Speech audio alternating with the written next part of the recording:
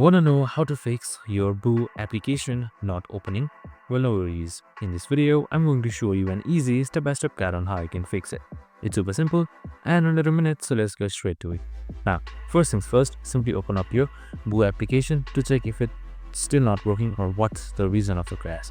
So if the application crashes straight up after closing, sometimes it might be an upgrade issue. So just simply open up your Play Store and make sure you search up the Boo app and then it's updated as well. So if it's not updated, just simply open it up. So it should be updated instead of open right here.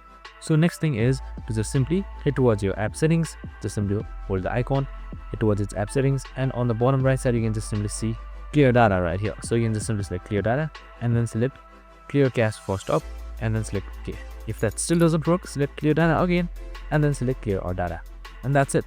If all of those still don't work, you can just simply uninstall or reinstall the app itself. I hope this video helped. If it did, make sure to like, subscribe and tune in with us for more of these videos. See you in the next one.